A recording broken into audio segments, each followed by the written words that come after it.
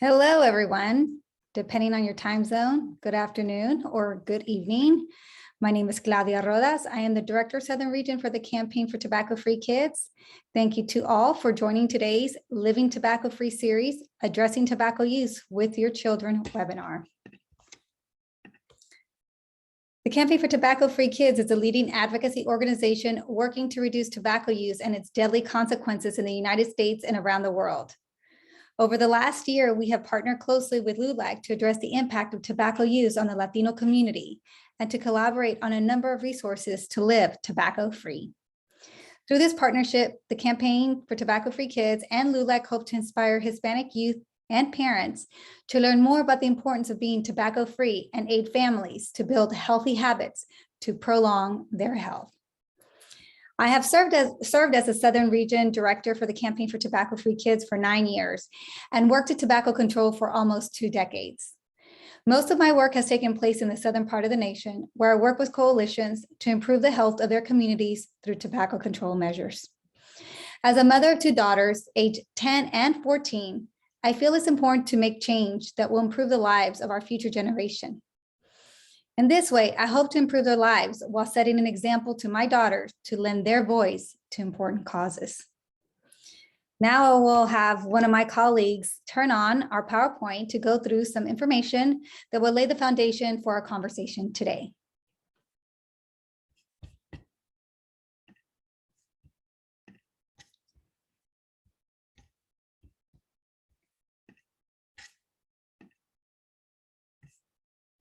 Thank you, Jennifer, for doing that. Can you go to the first slide? Oh, you already did that. Thank you.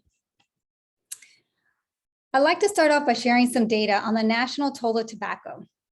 Note, you can find data specific to your state at our website, www.tobaccofreekids.org. Over the last 50 years, overall smoking rates have been declining in the United States, although we continue to see high numbers of tobacco use, particularly among youth. Why? It's because newer products like electronic cigarettes have started to replace combustible cigarettes as the new nicotine product of choice among youth and young adults. Nationally, 11.3% of high school students reported current e-cigarette use compared to smoking rates, which are around 4.6%. And current tobacco use, which includes smoking, vaping, or using other types of tobacco products among high schoolers, is pretty high at 23.6%. Next slide. What's driving tobacco use in the United States? Flavored tobacco products are, and they come in a wide variety and are clearly designed to appeal to youth and young adults. Next slide. Over the last 15 years, we have seen an explosion of flavored tobacco products. And despite the FDA's ban on flavored cigarettes, the overall market for flavored tobacco products has grown. It's important to note that while overall cigarette sales have been declining, the proportion of smokers using menthol cigarettes, which is a flavored tobacco product, has been on the rise. Next slide. This growing market is no coincidence. The tobacco industry knows that flavored tobacco products appeal primarily to youth and new smokers. In fact, according to the 2021 National Youth Tobacco Survey, 8 out of 10 kids who have used a tobacco product started with a flavored product. Next slide. The most recent National Youth Tobacco Survey also found that electronic cigarettes were the most commonly used tobacco product among middle and high school students. Once again, flavors in tobacco products is playing a major role in youth use of e-cigarettes. The flavors mask the taste of tobacco and make it easier for new users to initiate use. In addition, many youth perceive flavored tobacco products to be less harmful. Next slide. According to the Center for Disease Control, there are over 2 million youth currently using electronic cigarettes.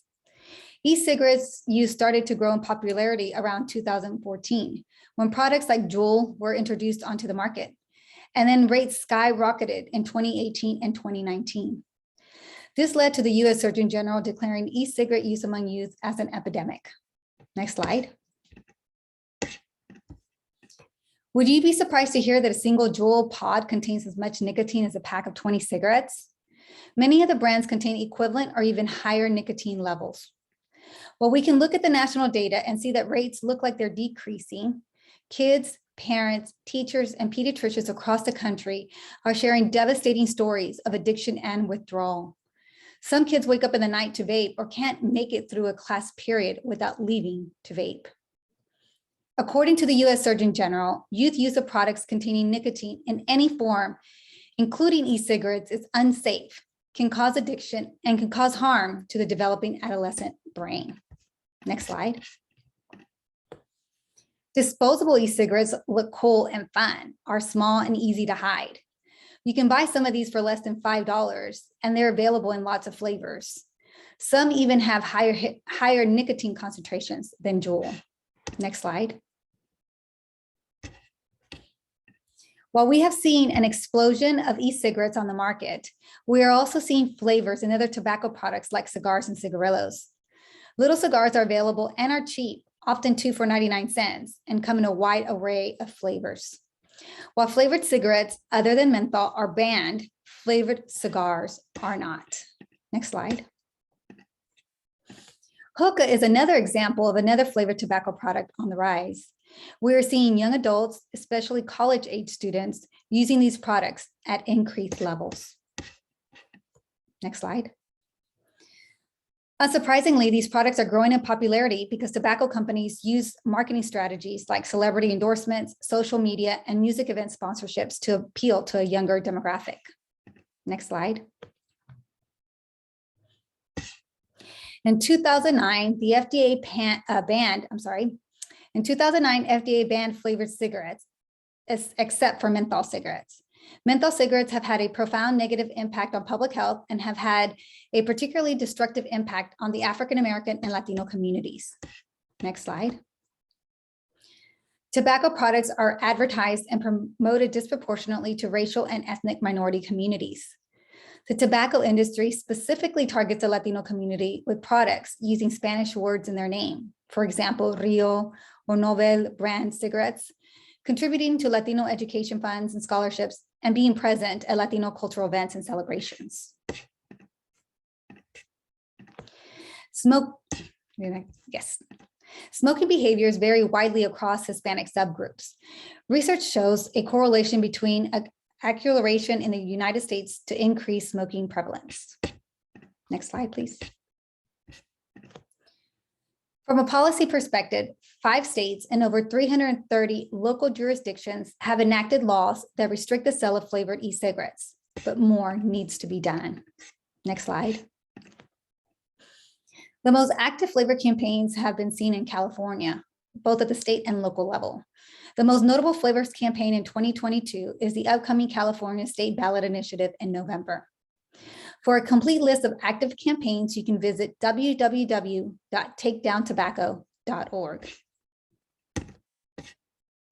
There are several opportunities to engage.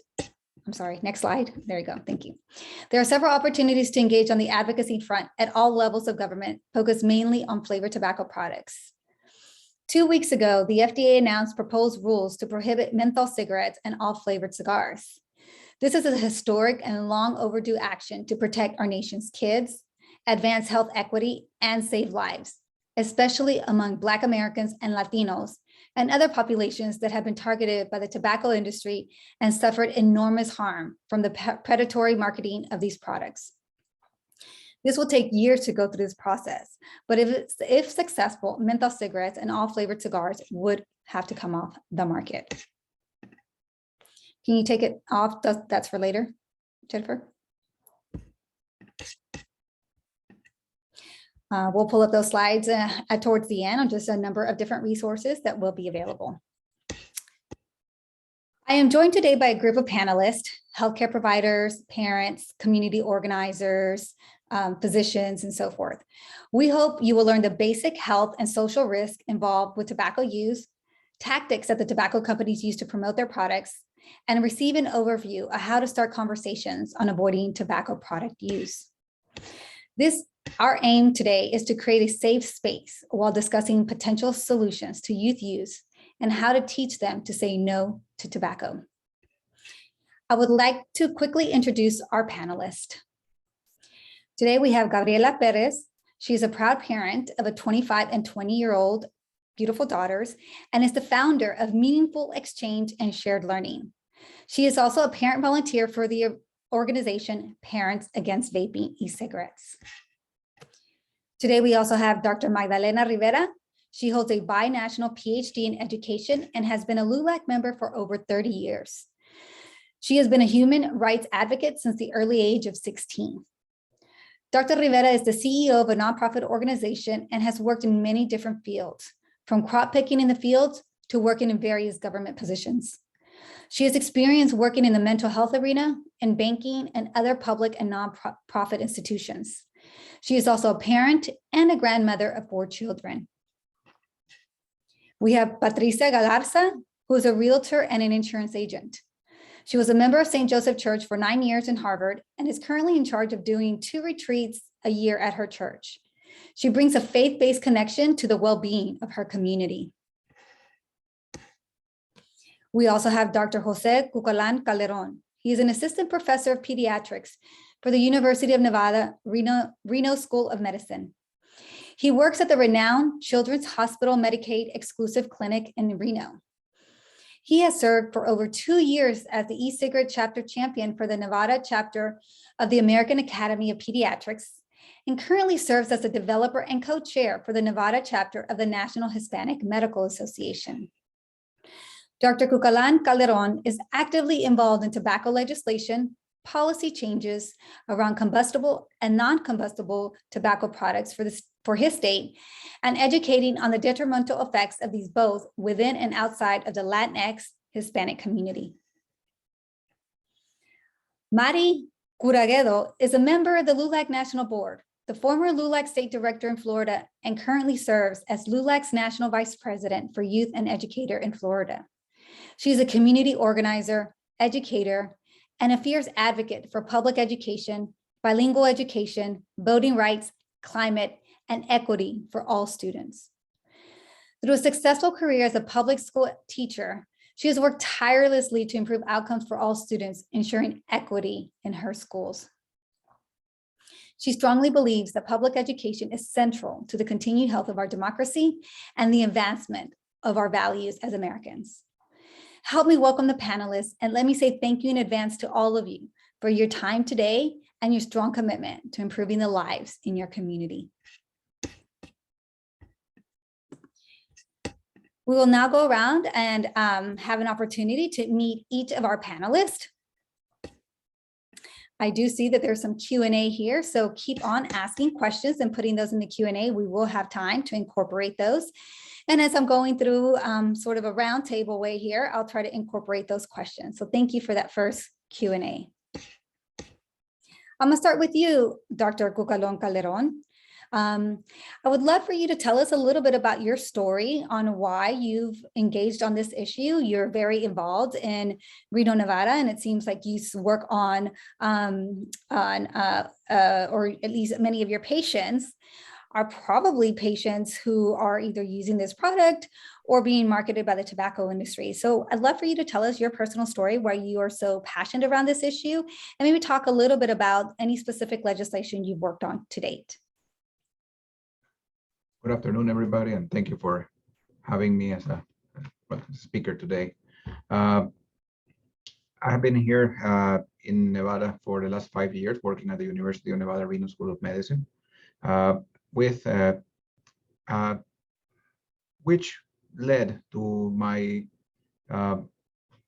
start in e-cigarette and tobacco legislation, basically through my work. Besides seeing the national trends, both in my previous place of work, the national trends and local trends, both in my previous place of work, as well as when I moved to Nevada, of increasingly frequent appointments where we would have to speak about anti-e-cigarette or doing e-cigarette counseling, speaking about addiction, about long-term health complications.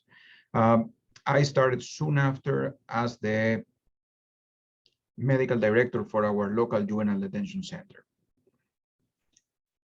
While in that position, one thing that caught my attention was that during my 2.5 years serving in that institution, all children who would be admitted or who were considered inmates at the time were addicted to nicotine. On readmission, when they would be in the few cases that were readmitted, all of them continued being addicted to nicotine and using vaping, using e-cigarettes and other tobacco products. This led to an understanding on my side, as in I am not. It has not been that long since I graduated from my pediatric residency, but I did not feel comfortable managing nicotine addiction. So I couldn't imagine. I thought about that for myself, and then asking my peers, they also had a similar experience where they did not receive it, even people who were younger than me. So that led to applying for a grant directly at the Richmond Center for the American Academy of Pediatrics, which allowed us to bring a national speaker on nicotine addiction in children, who showed us how to do nicotine replacement therapy and how to think about nicotine addiction to try to improve our patients' care long term. Finding that after receiving the training and successfully starting treatment plans out of my office, we started moving around within locally and started training other people on the same topic, and starting raising awareness on the fact that that e-cigarettes were here to stay and that we were having alarming increases in cases.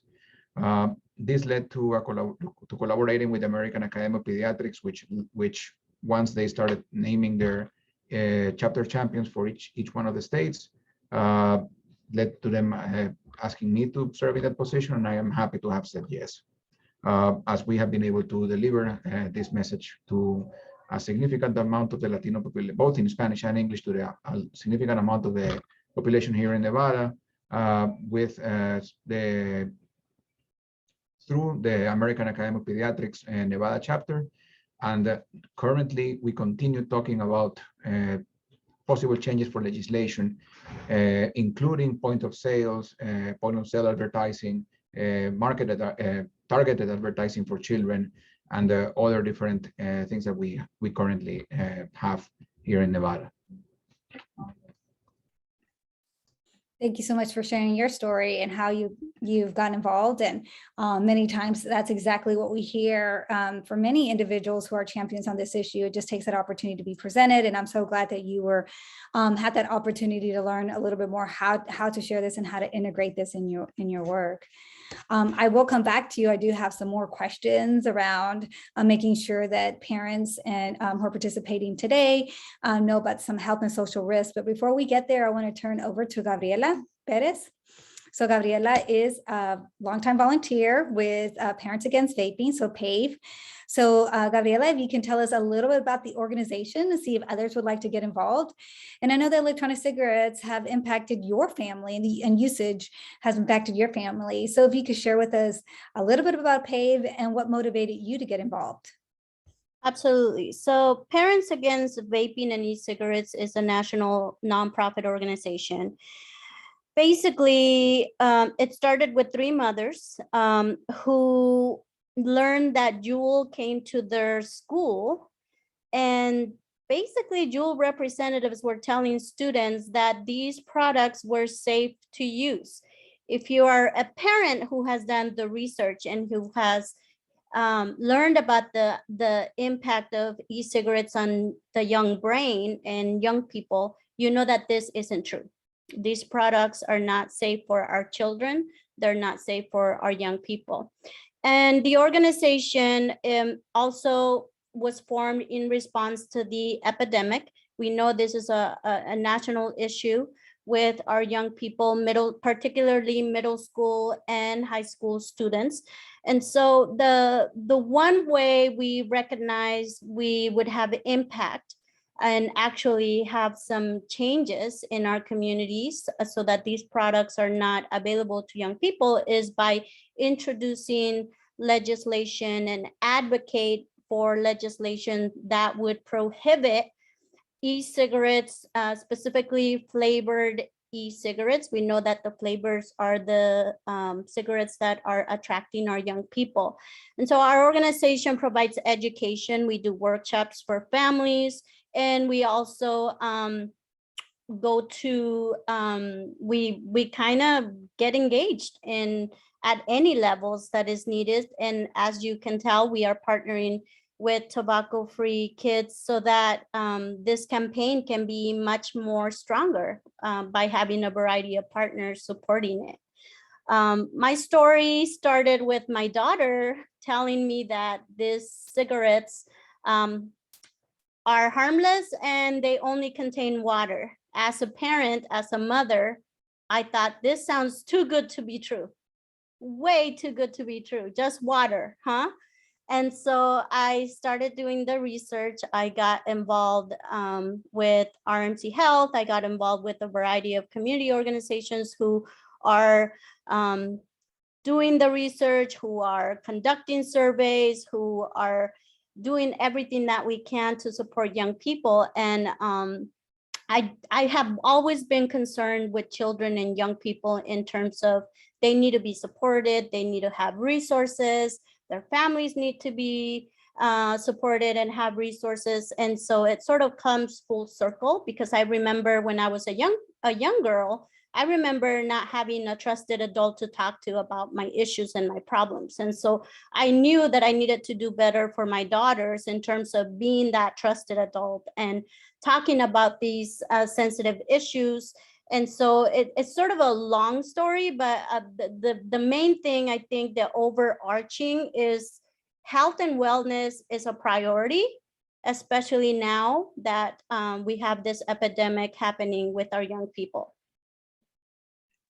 Thank you, Gabriela. I do want to make sure to get to everybody, but my next question to you is when I come around, we'll be sharing with parents what are some of the signs, something that you recognize, and what are some things they can be looking for. But before you answer that, I want to go to Mari Curuguedo. And Mari, can you, the tobacco industry has a history of targeting minority populations, including the Latino community. And, can you tell those joining today, everyone joining today, can you speak to that specific targeting and why LULAC sees tobacco use as a social justice issue? Well, we all have a family, either a family member, friend, or someone very dear to us who has fallen victim to tobacco use. And I think one of the greatest concerns that we have is this explicit targeting, especially of our youth, being done in a way that is under false pretenses, like the panelists before said, making it seem like it's harmless for them and that it's a good choice and that it's cool to use. So that is a threat to all of us because it targets the youngest, the people that we know that are more susceptible to becoming victims of this tobacco use. So they're looking for different maneuvers into calling them and attracting them and incentivizing them to come in under misinformation, and it's very dangerous. So LULAC, as a LULAC member, I think it's very important that and as a LULAC vice president and leader, we must understand the danger that poses to all of us right now. So it's very important that we educate our members, that we educate our youth, that we educate our communities as to what, first of all, what's going on, for them to recognize how this is happening, because it's very easy to say don't use it, but it's whether they open a magazine, whether they go to school, or under peer pressure, which is something that many of our youth face on a daily basis. It's important for us to understand that we need to provide our youth a safe space where they could recognize what's going on, educate them, as to the potential dangers that and consequences that will happen to them if they become users of these products.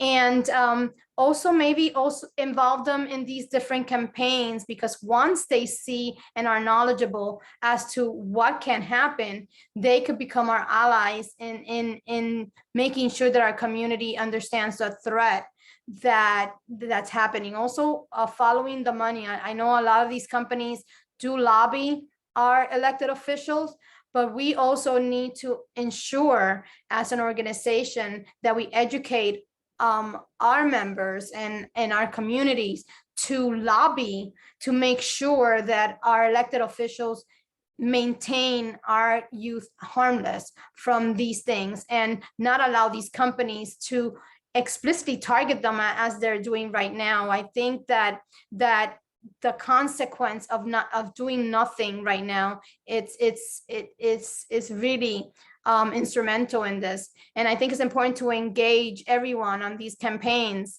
because not doing anything about it poses a great threat to our communities. I absolutely agree, Mari. I mean, the tobacco industry, we don't have time to go through it today. We could do presentations for hours just looking at the type of ways that the tobacco industry has targeted communities of color, specifically the Latino communities, going into underserved populations, going to our vulnerable populations like our youth. And you're right, really misleading them. A little bit what Gabriela said earlier, really misleading the public on what, these products are, particularly the new products that are coming out to the market. A little bit on furthering some of what you said, many states also add some type of penalties, whether they're criminal or civil penalties, to youth who are caught in either possession, usage, or purchase of these products.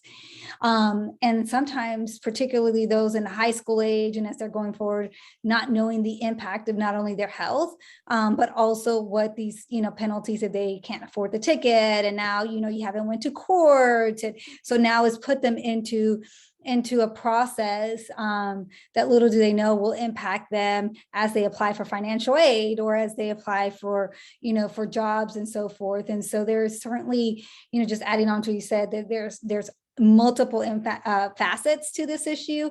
And certainly we don't want, there's a need for parents to get involved so that it stops the kids from a public health perspective, but also, looking into your states and looking at what those laws are, because there are in some states some pretty severe consequences for using these products. Well, thank you, Mari, for sharing that. I'm going to move on to Dr. Maggie Rivera. Can you talk to us a little bit?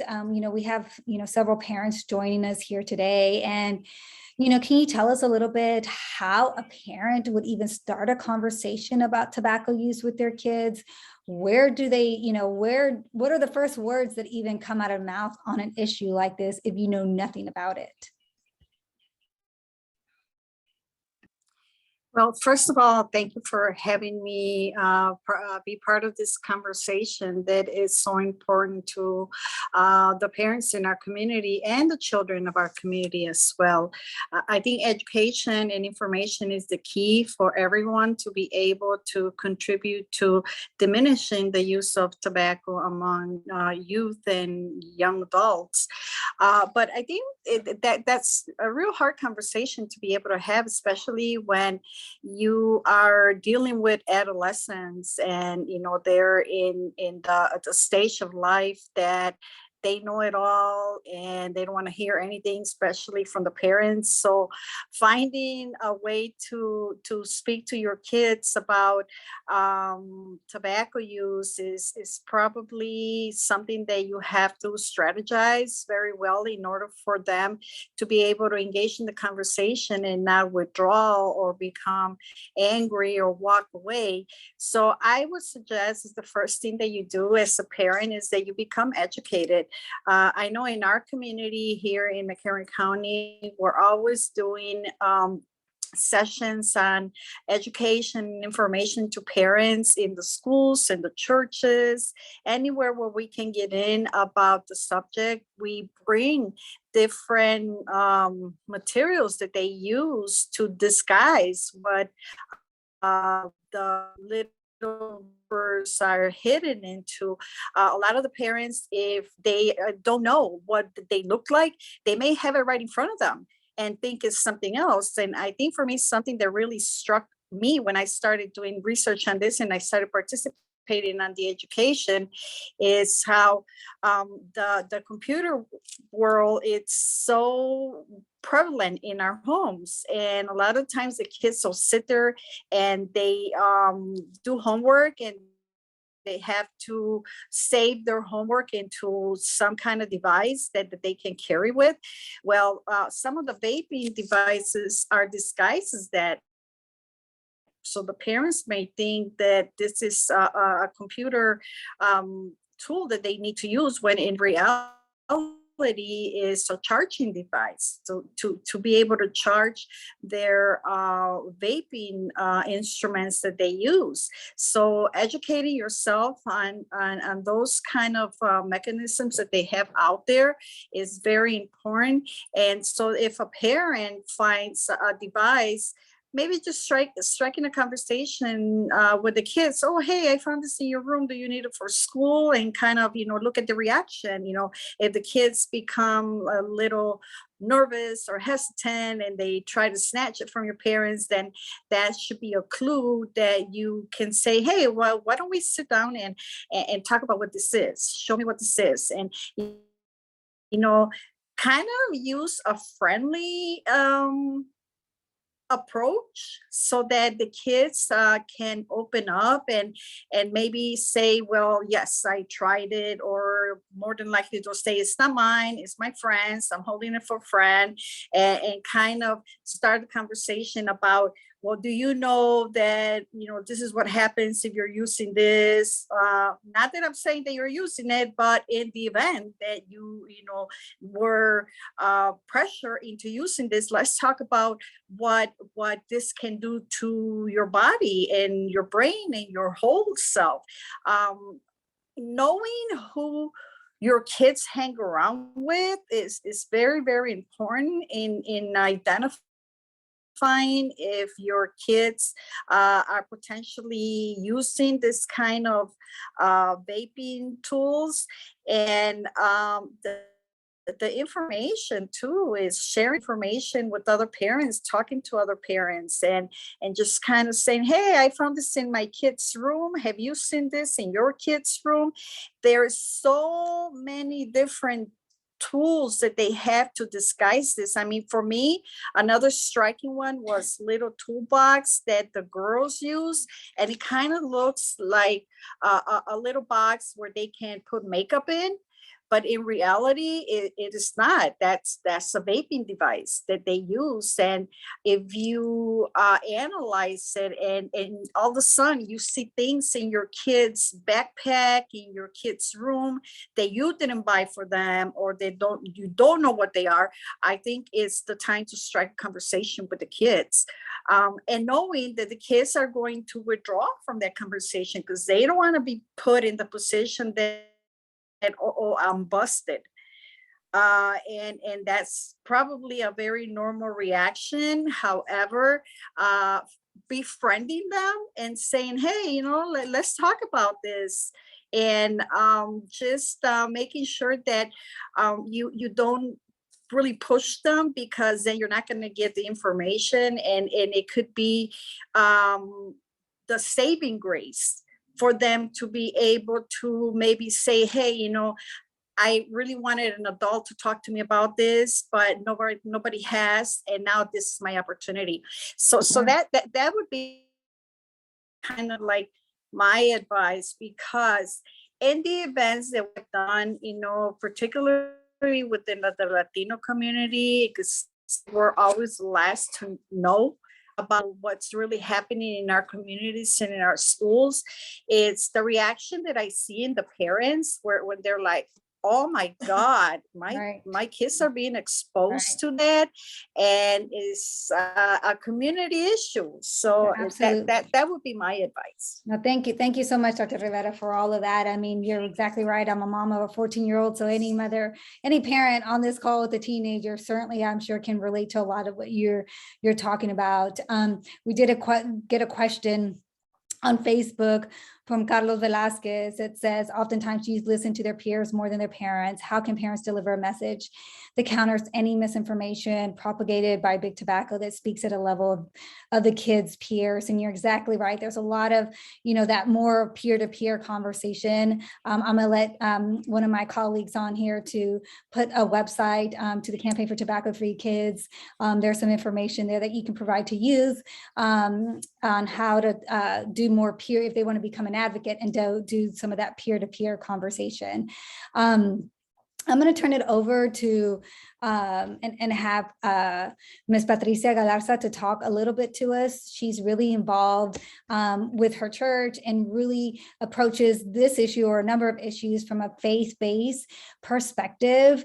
As we take all these challenges, there's all type of partners that approach this. And so I love the way that she has approached this from taking care of your body, mind, and soul. And so Patricia, can you talk a little about the work that you've done through your church in a way to talk about health issues and what advice you would give to parents to talk and integrate faith-based messages? Hi, first of all, thank you for everybody for inviting me. This is my first time to be in a panel like this one. My name is Patricia Galarza. I am a mother of 3 kids.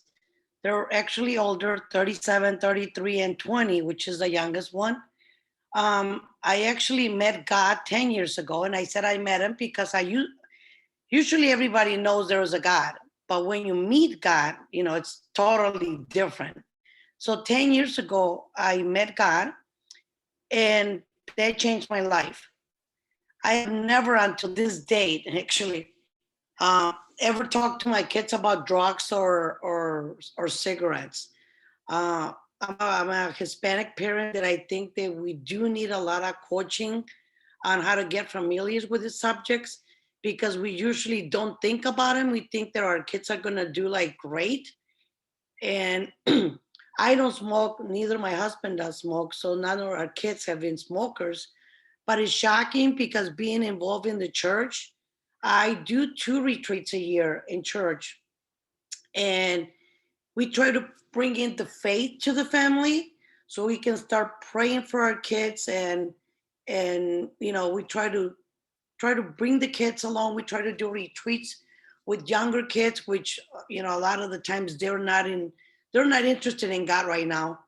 But doing these retreats, I do hear a lot of parents, not only cigarettes, everything else, drugs or abortions, you name it, it's out there. So the best way that we try to approach everything right now is down to the prayer. My husband and I pray a lot for our kids, and we try to have Alejandro's the one that's in the house right now. He's 20 years old, so he still goes to church with us on Sundays, and we do the rosary as a family. And that's like right now my best way to go out there and talk to parents about how this world is being destroyed. And we usually don't know it. We don't think it's being destroyed by the enemy.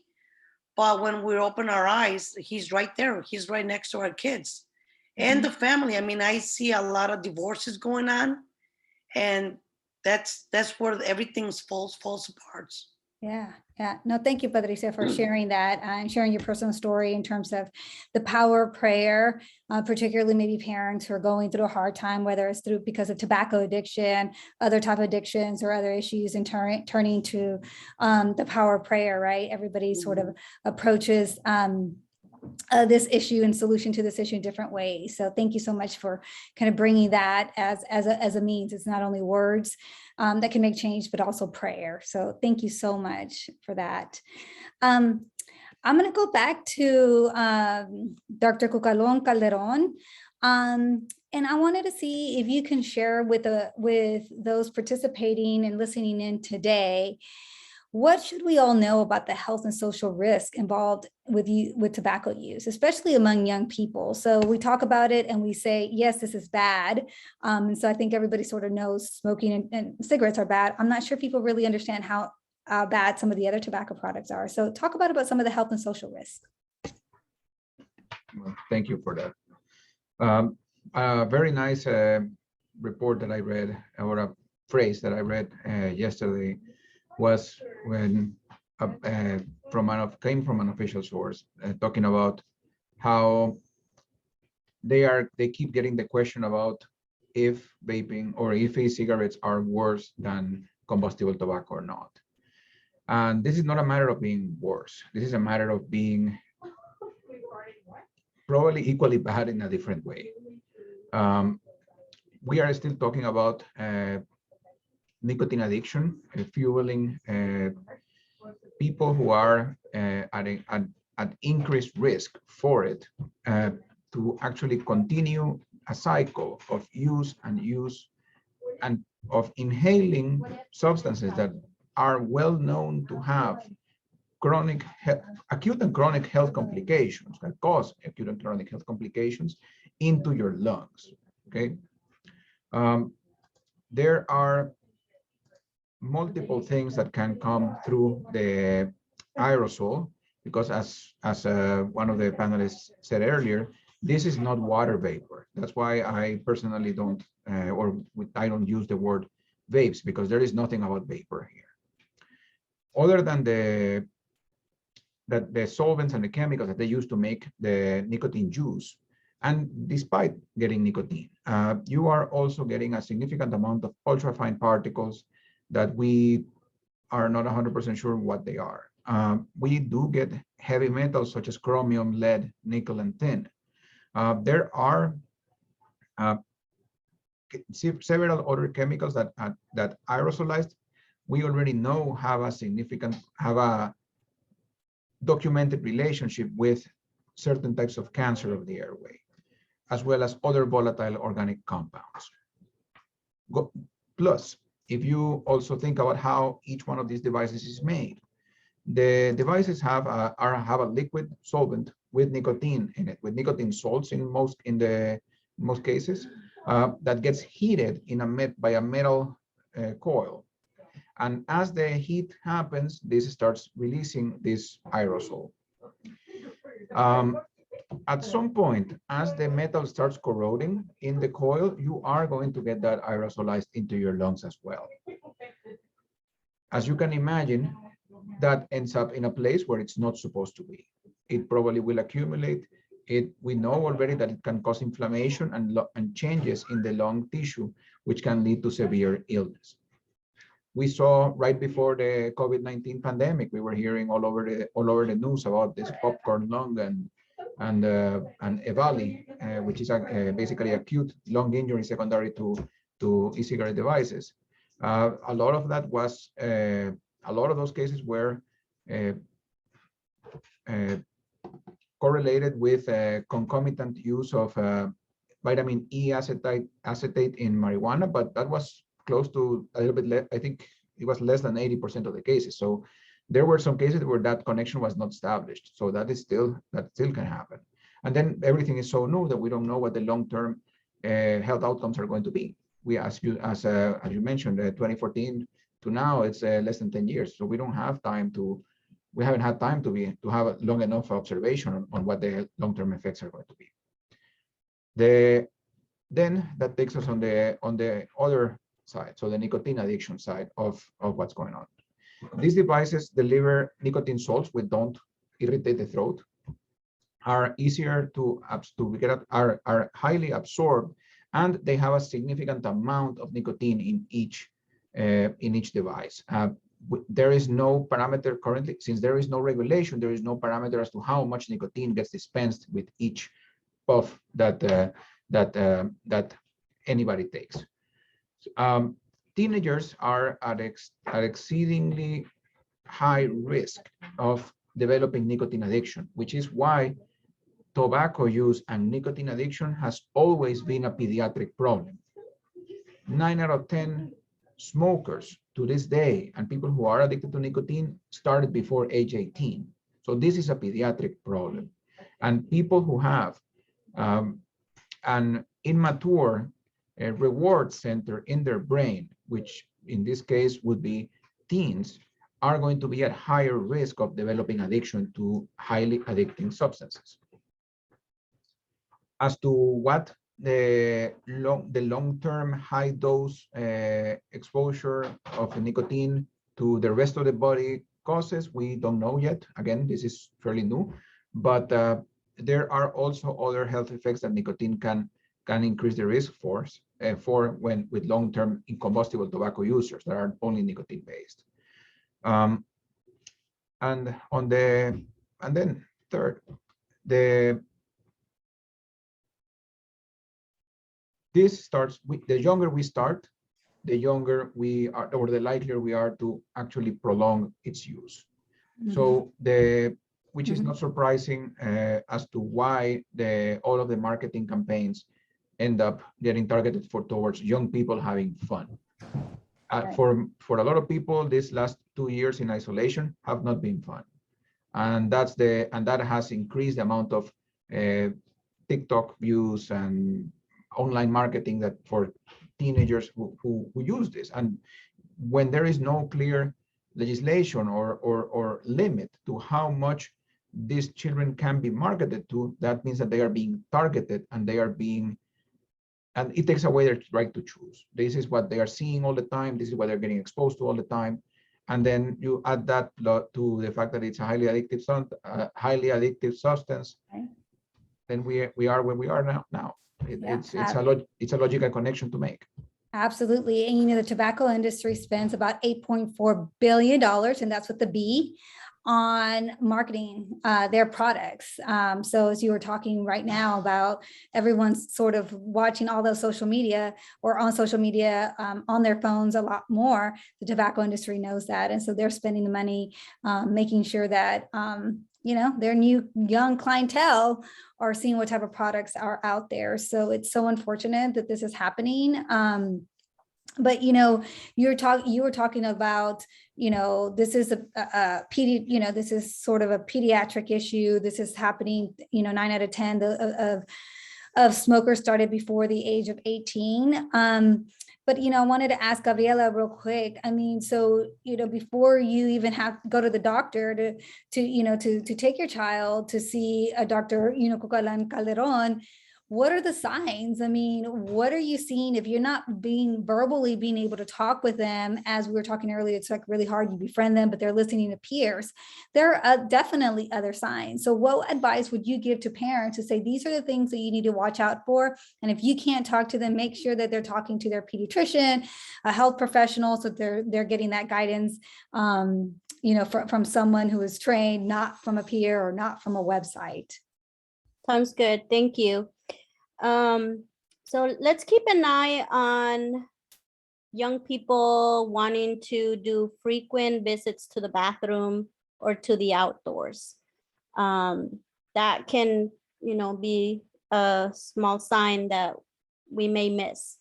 Often kids who are sort of addicted to the nicotine may become more isolated, more disengaged from doing things. Let's make sure that if the young person is using an e-cigarette inside your house, that they're not lighting up scented candles in the room often, because that may be, they may be masking that other smell from an e-cigarette. You may be able to check out perfumes as well, of course. Someone mentioned, let's make sure we're periodically checking out belongings, personal belongings, backpacks, that kind of thing. With the nicotine use, we know at PAVE that young people their anxiety will increase twofold, maybe even more so, with the use of e-cigarettes. They become more irritable. And so if that's something, if your kid, if there's something odd about your kid, right? Like, you know your child best.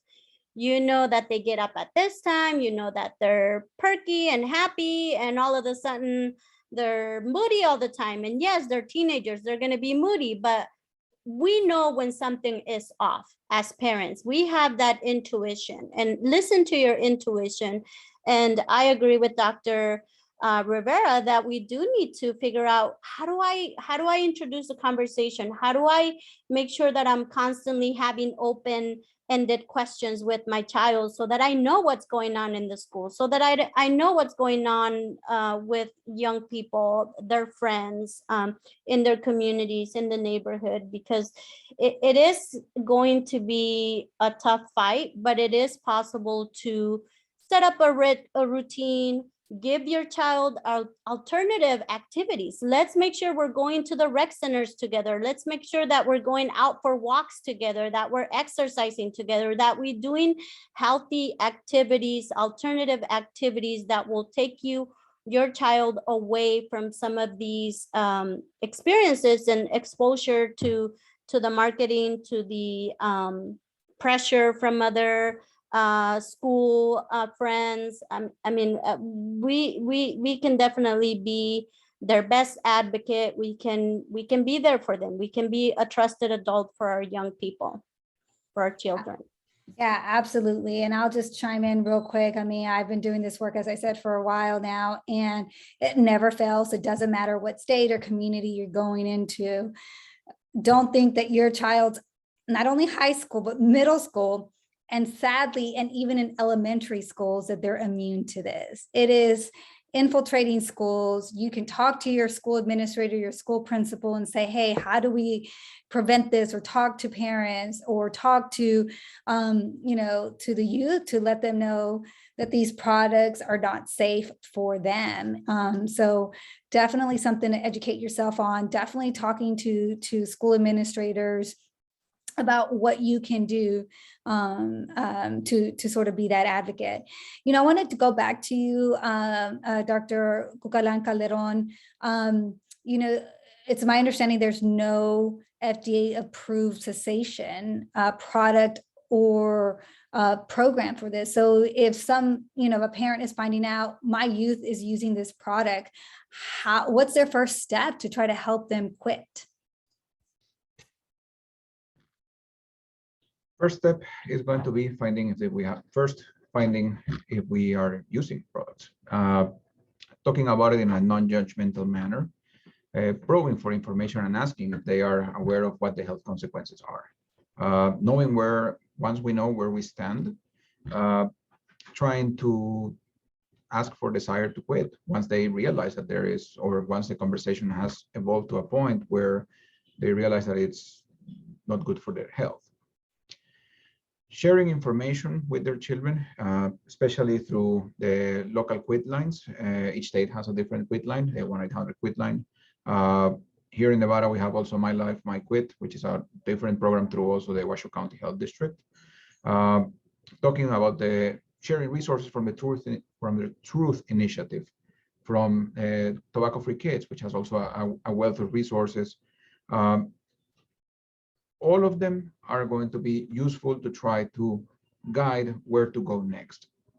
Also, another important topic that we have not talked a little bit about is talk to your children why they are doing it. Why are they vaping? If they tell you that they are on edge and it cools them down, or they are worried all the time, then maybe we should be also talking about a mental health professional, because we might be self-treating for anxiety or depression, which is, as you know, we are now in epidemic proportions during the pandemic and right after, especially for teens.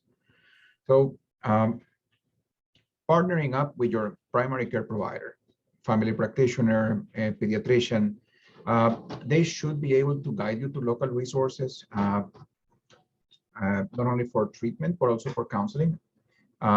Currently, there are no FDA approved nicotine replacement therapy for children. There are none, which is why it is very difficult to do so. But pediatricians and family practitioners who have experience doing it have success stories also doing it. And it stands to reason that even though there is no full FDA approval at this time, that they are definitely going to be a safer alternative than inhaling unknown amounts of nicotine and every single puff and taking and like putting metals into your lungs. Out of this, you also have to consider that in adults, the best evidence available is for counseling for nicotine addiction counseling plus nicotine replacement therapy.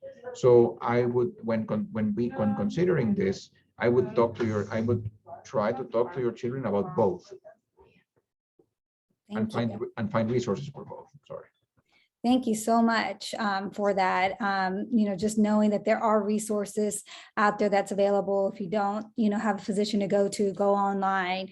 PAVE has a lot of information, right? Gabriela, on Parents Against Vaping, as you said, the Campaign for Tobacco-Free Kids, the Truth Initiative.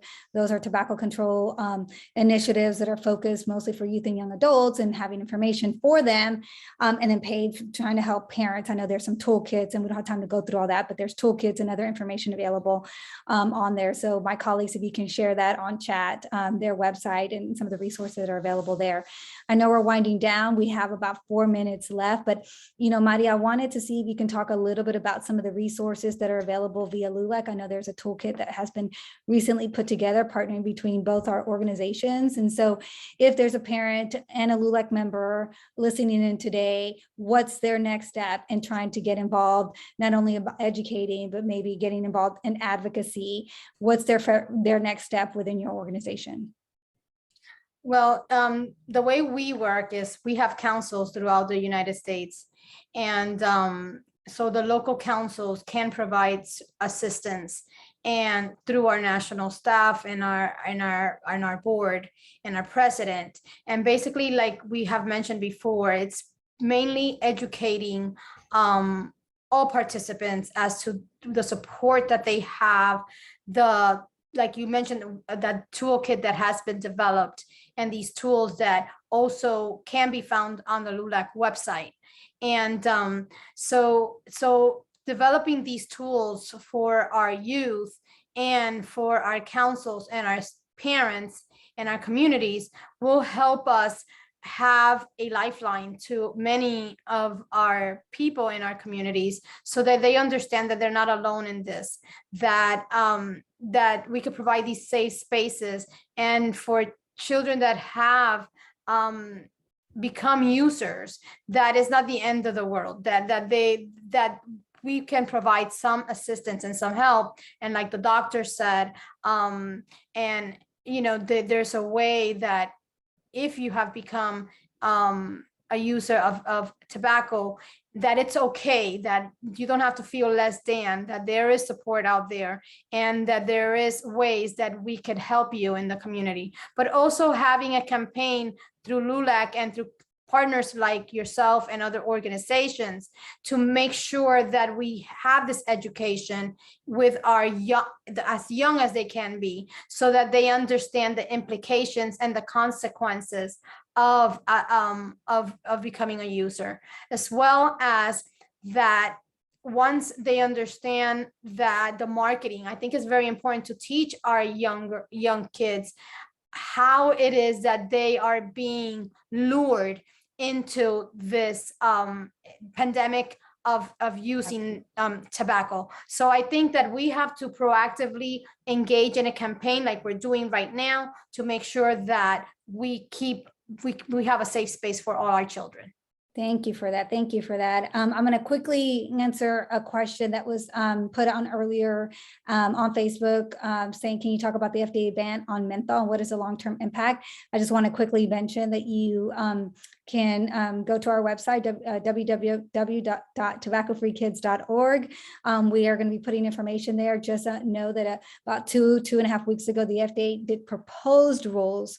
So they're just announcing that they're going to start looking at. So they haven't banned menthol cigarettes at all yet. It's still allowed on the market. It's starting a process that allows the community to weigh in.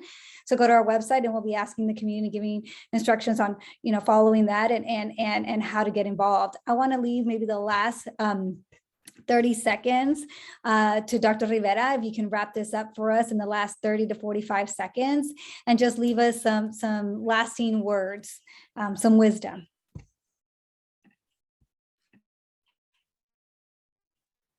Oh, thank you very much for allowing me to do this. And what I want to share is, to wrap it up, to please think that it is harder to give up smoking in the long term than it is to start. So as a former substance abuse counseling, I can tell you that doing therapy for many years, it was so much easier to help someone that was heroin addicted than someone that was tobacco addicted. For some reason in the mental health field in this, we don't focus enough on the tobacco use same way that we do it on other substance abuse. And I believe that that's wrong, and we should start focusing and zeroing in on that as well. So my last words is, don't start, and if you are using, stop. Reach out to all of the resources out there. We're here to help with a blink of an eye, so feel free to reach out to any of us, and we will be more than happy to connect everyone to some help out there. And this is about bringing assistance to our community. So let's all pull together and end the use of tobacco with our young adults and adults. And I think you said it perfectly. Thank you so much for all our panelists for taking the time to participate today. Thank you for those who joined us today. Hopefully my colleagues were sharing those various websites and resources that will be available. If not, we will be posting those on Facebook. Know that we are here to help, as Dr. Rivera said, and thank you to everyone and good night. Thank you, everybody.